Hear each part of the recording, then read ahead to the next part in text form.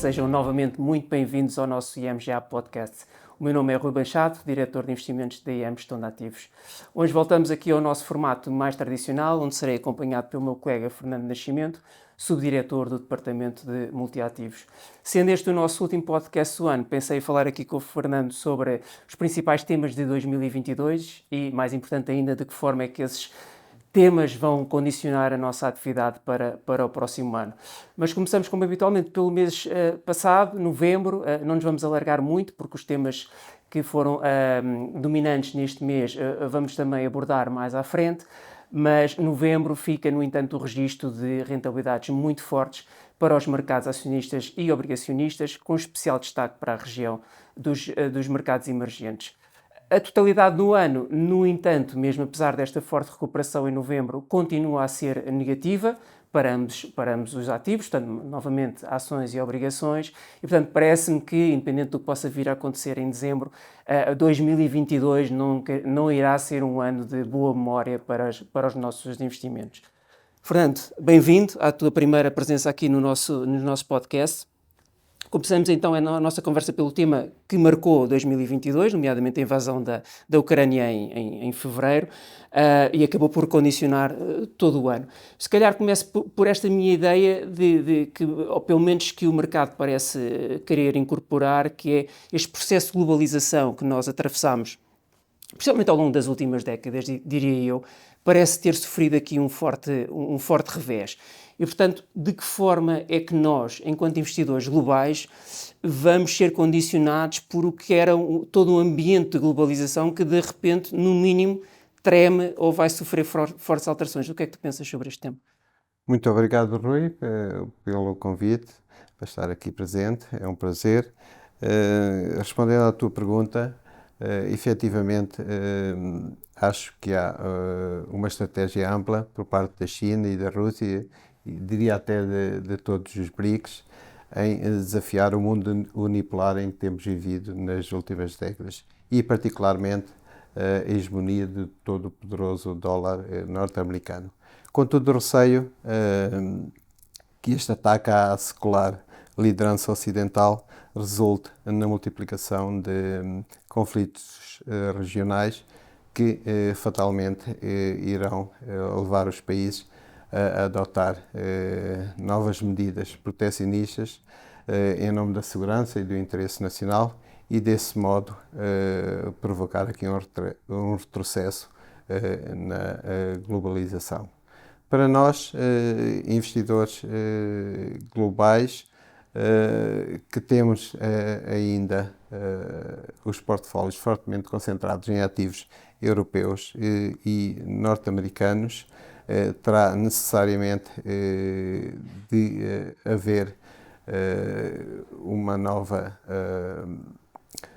realocação de ativos para dar mais peso, mais relevo, não só a estas geografias, como também a determinados setores, como a defesa, a cibersegurança e os recursos naturais. E, portanto, de alguma forma, parece-me que, a tua resposta vai nesse sentido, a guerra vai deixar aqui algum tipo de sequelas um bocadinho mais para a frente, independente do conflito a terminar já amanhã, por exemplo, mas vai deixar aqui... Sim, penso que, lamentavelmente, esta guerra é o prenúncio de uma nova era de fortes tensões geopolíticas entre Este e Oeste e que fatalmente vão penalizar a globalização. Sim, também me parece. Outros dos temas do ano, e muito associado também à guerra na Ucrânia, teve a ver com o aumento exponencial da inflação. Se bem que já vinha um bocadinho de um passado mais recente, nomeadamente motivado pelas políticas monetárias expansionistas, mas houve aqui um trigger com a guerra. Achas que, se de alguma forma este conflito for ultrapassado, nós voltamos a uma moderação da inflação, ou esse tempo já não volta de alguma forma? É fácil hoje, Rui, culpar a guerra, as sanções ou até mesmo os cortes no fornecimento de energia pela alta inflação que estamos a assistir. Mas é justo salientar que já em janeiro, antes da invasão da Ucrânia, experienciávamos uma forte dinâmica inflacionista. e que é, sobretudo, promovida por anos consecutivos de políticas monetárias ultra-expansionistas. E esta massiva criação artificial de liquidez por parte dos bancos centrais fatalmente iria conduzir a um choque inflacionista. Achas que vai haver alguma reversão desse movimento ou será algo um bocadinho mais Acredito, duradouro? obviamente, que vamos vencer a inflação, mas temo que esse processo de reversão seja bastante mais demorado do que aquilo que desejamos. É verdade que a globalização, a tecnologia, a capacidade instalada e o envelhecimento das populações são tudo fatores totalmente deflacionistas, mas penso que o regresso de algumas medidas proteccionistas, o progresso dos salários e os custos com a transição energética vão com certeza atrasar o regresso da inflação aos patamares pré-pandemia. Sim, também me parece.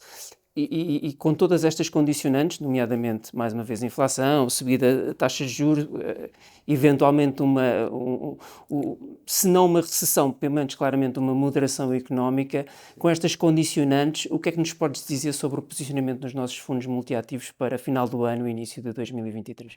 Nós estamos a prever que o pico da inflação esteja próximo de ser atingido e os últimos indicadores já de facto sinalizam um abrandamento em várias regiões.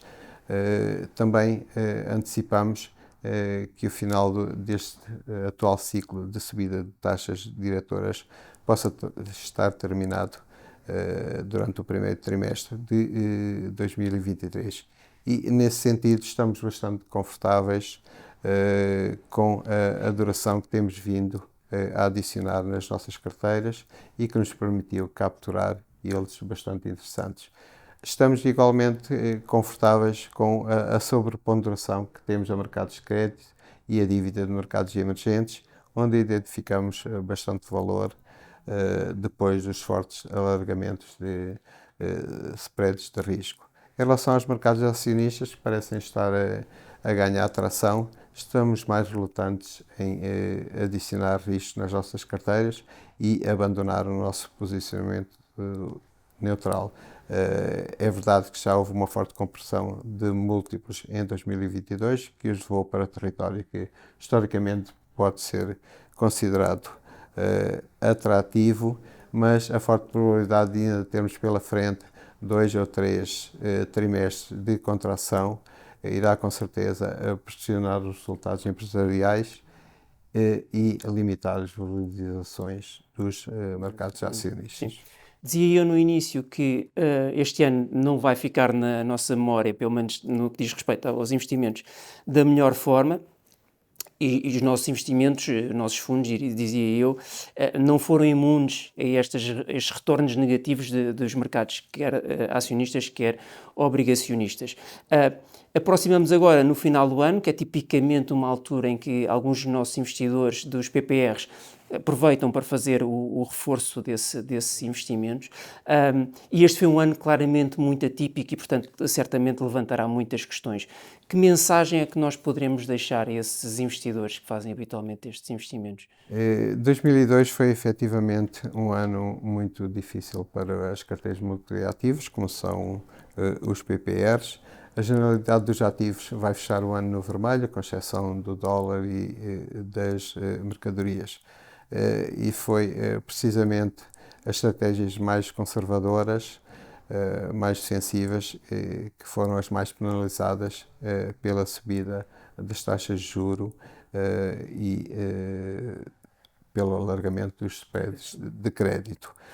Para contextualizar, quão atípico foi o ano 2022, as obrigações do Tesouro norte-americanas, usualmente consideradas como um ativo de refúgio, registaram pela primeira vez na história um retorno negativo de maior amplitude que a queda do índice acionista S&P 500. Sim. Como é que nós olhamos para os multiativos enquanto carteiras descorrelacionadas e procuram obter os retornos de mais longo prazo? Portanto, como é que nós continuamos a abordar essa estratégia? Apesar de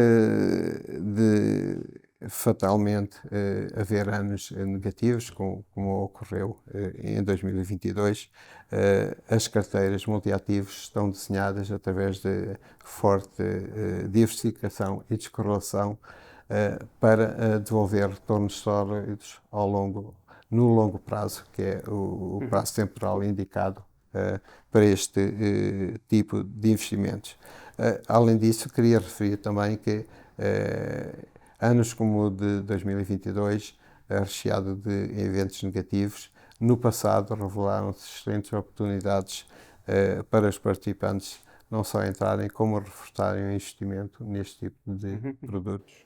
É alguma dor de curto prazo, mas que muitas vezes oferecem oportunidades de investimento mais longo prazo. Eu estava-me a lembrar da crise financeira, da crise europeia e, na Exato, verdade... é isso que a história sim. nos mostra, que de facto são anos que depois permitem capturar taxas de retorno, quer no rendimento fixo, quer nos mercados acionistas, bastante mais Sim, a mais longo interessantes prazo, sem e dúvida. que compensam no longo prazo. Sim. E a dificuldade do timing do investimento a ser realmente Sim. uma resposta complicada. Para terminar, Fernando, e desenvolvendo o tema de poupança e reforma, habitualmente temos uma pergunta comum nos nossos investidores que tem a ver quando é que nós devemos começar a pensar em poupar para a reforma.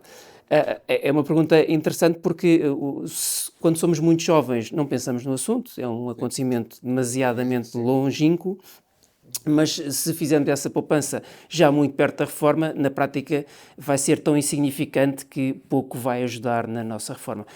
Que resposta é que tens para esta pergunta, nomeadamente quando é que nós devemos começar a pensar nesta poupança? Há um problema estrutural de baixos salários em Portugal que penaliza os portugueses durante grande parte da sua vida profissional, mas que têm ainda que enfrentar desafios para a sua reforma, nomeadamente a sustentabilidade dos sistemas de pensões, assim como a baixa natalidade, que conduz ao envelhecimento e a um forte desequilíbrio entre o número de contribuintes e o número de beneficiários.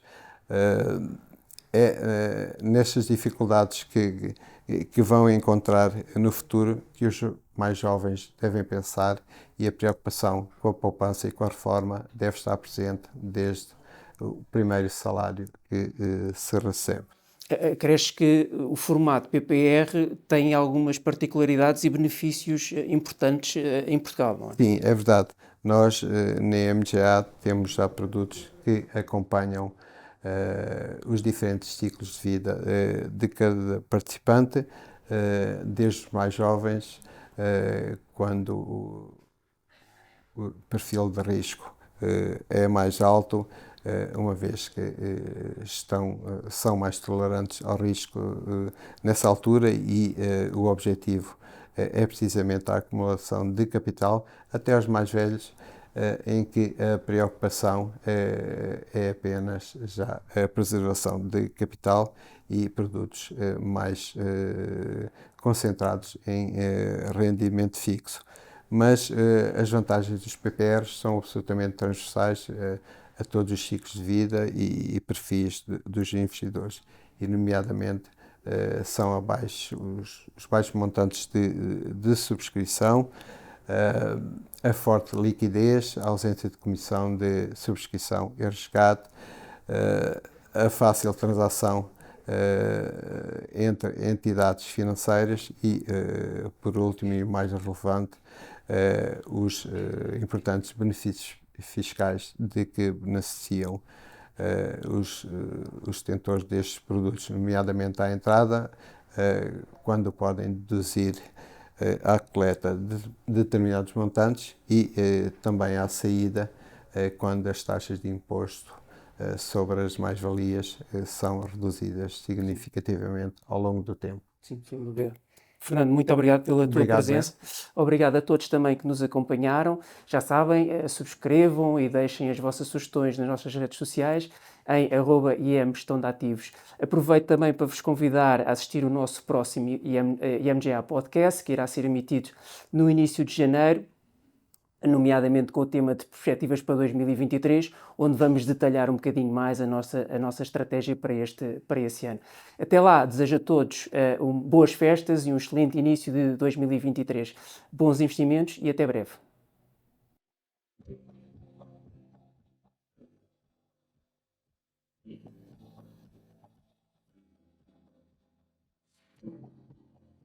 Qualquer informação ou opinião apresentada tem efeitos meramente informativos e está sujeita a alterações sem aviso prévio. A IMGA não é responsável pelo uso feito pelos ouvintes das informações que integram o presente podcast, nem pelos prejuízos, diretos ou indiretos, que lhe possam advir. Quaisquer rendibilidades divulgadas representam dados passados, não constituindo garantia de rendibilidade futura. O investimento em fundos pode implicar a perda do capital investido, caso o fundo não seja de capital garantido. Esta informação não dispensa a leitura da informação fundamental ao investidor e do prospecto, disponíveis em imga.pt, cmvm.pt e nos respectivos sites dos bancos distribuidores, antes de tomar uma decisão de investimento. Para qualquer informação adicional, contacte-nos nas redes sociais em IM Gestão de Ativos ou para o número de telefone 21 120 9100, de segunda a sexta-feira, das 9 às 18.